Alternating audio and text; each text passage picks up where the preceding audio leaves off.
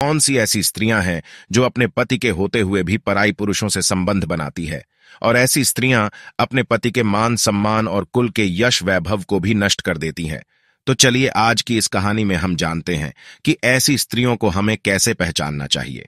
नमस्कार दोस्तों, जय श्री कृष्ण, राधे राधे। दोस्तों, वीडियो शुरू करने से पहले जल्दी से चैनल को सब्सक्राइब कर ले, हमारे YouTube चैनल शास्त्र सनातन ज्ञान को, ताकि हमारी आने वाली वीडियो आप तक जल्द से जल्द पहुंच सके। दोस्तों, सच्ची श्रद्धा से कमेंट्स में जरूर लिखें हर हर महादेव, राधे राधे। आज की इस कहानी में हम जानेंगे कि कौन सी ऐसी स्त्रियां हैं जो अपने पति के होते हुए भी पराई पुरुषों से संबंध बनाती है और ऐसी स्त्रियां अपने पति के मान सम्मान और कुल के यश वैभव को भी नष्ट कर देती हैं। तो चलिए आज की इस कहानी में हम जानते हैं कि ऐसी स्त्रियों को हमें कैसे पहचानना चाहिए। चाणक्य नीति में साफ साफ यह लिखा हुआ है कि पुत्र वही है जो पिता का कहना मानता हो, पिता वही है जो पालन पोषण करें, मित्र वही है जिस पर आप विश्वास कर सकते हैं, और पत्नी जिससे आपको सुख प्राप्त होता है और आपके परिवार की प्रतिष्ठा को बढ़ाने वाली हो। पर सभी स्त्रियां एक समान नहीं होती। कुछ स्त्रियां ऐसी होती हैं जो आपसे सिर्फ पैसों के लिए संबंध बनाती हैं और आप अपनी पत्नी के होते हुए भी ऐसी स्त्रियों के मोह जाल में फंस जाते हैं और अपना सारा जीवन बर्बाद कर लेते हैं। हानि के माध्यम से हम इस पूरे प्रसंग को समझेंगे कि कैसे एक स्त्री आपके पूरे जीवन को बर्बाद कर सकती है और आपके परिवार में विष घोल सकती है। तो चलिए इस कहानी को शुरू करते हैं।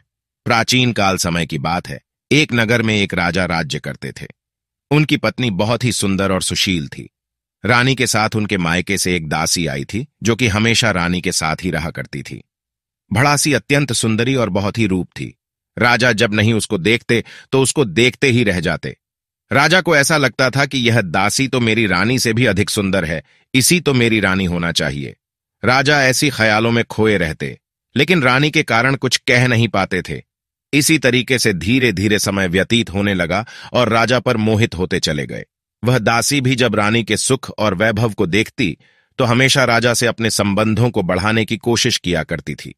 इसी प्रकार से समय के साथ साथ राजा और दासी के संबंध गहरे होते चले गए और दोनों के साथ नाजायज संबंध स्थापित हो गए। तब एक दिन रानी ने उस दासी और राजा को रंगे हाथों पकड़ लिया। तब राजा ने कहा कि मैं राजा हूं, मैं कुछ भी कर सकता हूं और तुम मुझे नहीं रोक सकती। अब मैं इससे विवाह करूंगा और इसे रानी बनाकर तुम्हारे साथ इसी घर में रखूंगा। रानी राजा को रोकना तो चाहती थी, लेकिन वह दासी पूरी तरीके से राजा को अपने प्रेम जाल में फंसा चुकी थी और रानी बनने के लिए बहुत बेचैन थी। उसने झटपट से विवाह कर लिया और उस महल में रानी बनकर रहने लगे। अब राजा का ज्यादा ध्यान छोटी रानी पर ही रहता था, जो कि पहले दासी थी। राजा के पास दो दो रानियां तो हो गई, लेकिन राजा अभी भी संतान सुख से वंचित थे, इसलिए राजा चिंतित रहा करते थे। दोनों रानियां भगवान से विनती करती और कहती कि हे भगवान, आज तक हम मां नहीं बन पाई, हम पर कृपा करो। लेकिन इसका कुछ भी परिणाम नहीं निकला। एक बार एक सन्यासी उसी राज्य से गुजर रहे थे तो राजा के दरबार में सभी लोग कहने लगे कि वे सन्यासी बहुत ही सीधे पुरुष है, क्यों ना उन्हें राज दरबार में बुलाकर इस समस्या को हल करने के लिए विनती किया जाए। राजा को अपनी प्रजाजनों की बात उचित लगे और राजा ने कहा कि सन्यासी को आदर से महल में बुलाया जाए। वे महात्मा जब महल में पहुंचे तो राजा ने दोनों रानियों को बुलाकर कहा, महात्मा का सत्कार बड़े आदर के साथ होना चाहिए। बड़ी रानी उसी वक्त तैयार हो गई और महात्मा को बड़े आदर के साथ खिलाने लगी। छोटी रानी महात्मा के फटे कपड़ों की ओर देखती और उनकी सेवा करने से इनकार कर देती। छोटी रानी को अपने रूप और धन का बड़ा घमंड था। कुछ दिनों बाद महात्मा जाने के लिए तैयार हो गए। जाने से पहले बड़ी रानी को उन्होंने खूब आशीर्वाद दिया और कहा, बहुत ही जल्द इस महल में बच्चों की आवाज सुनाई देगी। बड़ी रानी तो बहुत खुश थी और सचमुच कुछ ही दिनों के भीतर वह गर्भवती हो गई। यह खबर राजा के पास पहुंचते ही राजा बहुत खुश होगा। मेरा सारा संसार उजाड़ दिया, इसलिए अगर हो सके तो मुझे क्षमा कर देना। तब रानी रोने लगी और पूछने लगी कि चंपा और बांस, तुम दोनों मनुष्य कैसे बनोगे। चंपा और बांस से रानी गले लगकर आंसू बहाने लगी और जैसे ही रानी के आंसू चंपा और बांस के शरीर में लगे, वे दोनों फिर से एक लड़का और लड़की बन गए।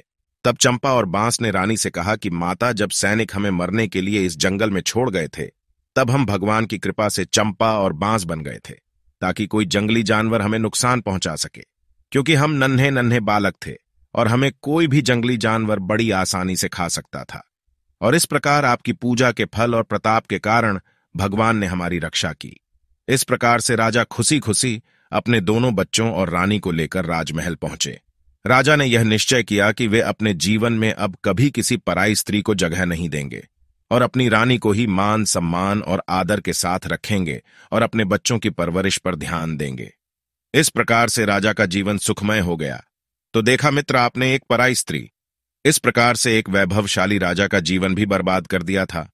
तो हम तो एक साधारण से मनुष्य है, अगर किसी दुष्ट स्त्री की संगत में पड़ते हैं तो हमारा जीवन भी इसी तरीके से बर्बाद हो सकता है। इसलिए हम ऐसी स्त्रियों से है हमेशा बचकर रहना चाहिए जो पैसे के लालच में या किसी स्वार्थवश पर है, पुरुषों से संबंध बनाती है। अगर आपकी स्त्री में यह गुण भी मौजूद हैं तो आपको समझ जाना चाहिए कि आपकी स्त्री भी चलन है और वे पर आए पुरुषों में रुचि रखती है। अगर आपकी पत्नी आपके पीठ पीछे आपके दोस्तों और मित्रों से बात करना पसंद करती है तो आपको यह समझ लेना चाहिए कि आपके स्त्री के चाल चलन ठीक नहीं है और वे आपको धोखा दे रही है। दूसरी बात, अगर आपकी पीठ पीछे किसी पराये पुरुष से मिलने जाती है या आज पड़ोसियों में आपकी बुराई करती है तो ऐसी स्त्री भी आपके लिए उचित नहीं है। ऐसी स्त्रियों से आपको दूर ही रहना चाहिए। प्रिय मित्रों, आपको यह कहानी कैसी लगी हमें कमेंट करके जरूर बताइएगा और इसी तरह की नई नई कहानियों के लिए मेरी चैनल को सब्सक्राइब कीजिए। कल मिलते हैं। धन्यवाद। आपका दिन शुभ हो।